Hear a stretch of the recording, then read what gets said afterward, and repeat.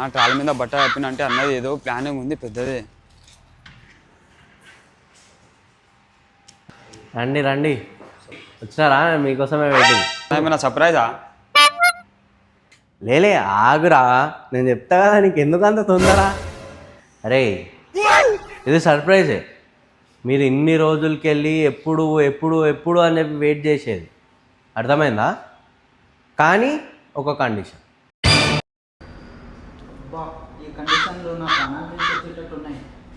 రే మనసులో మాట బయటకు అనేసినవరా?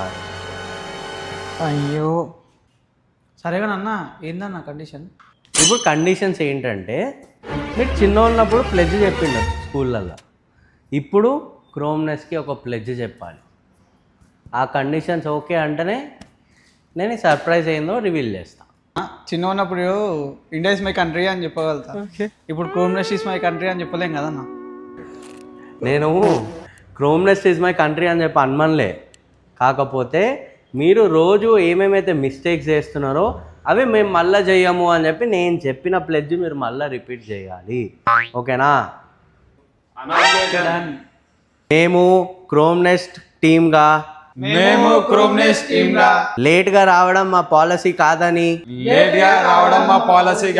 టైంకి రావడం మా హాబీ అని, పెండింగ్ వర్క్స్ ని రేపు అని పోస్ట్పోన్ చేయకుండా ఇవ్వాలే ఫినిష్ చేస్తామని, టీ బ్రేక్స్ ని మీటింగ్స్ లాగా ఎక్స్టెండ్ చేయకుండా, బాడీ హ్యాంగ్ అయింది అని ఎక్స్క్యూజ్ ఇవ్వకుండా,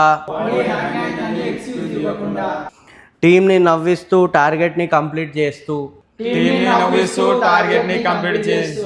క్రోమ్నెస్కి మంచి పేరు తీసుకొస్తామని,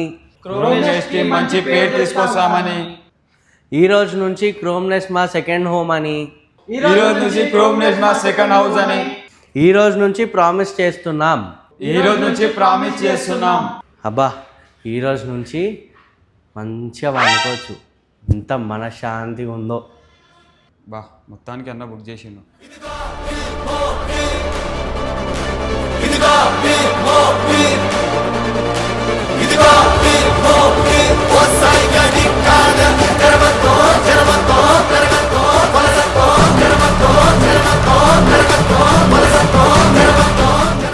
బా యూనిఫామ్ చాలా.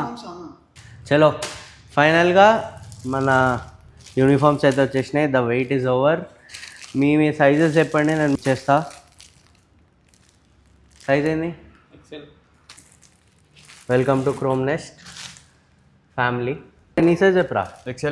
ఎక్సెలే కదా. ఇగో welcome to Chromnest family. Thank you. చెప్పరా నీ సైజ్ ఏంది? ఎక్సెలేనా? అందరు ఎక్సెలేనారా? చలో వెల్కమ్ టు క్రోమ్నెస్ట్ ఫ్యామిలీ.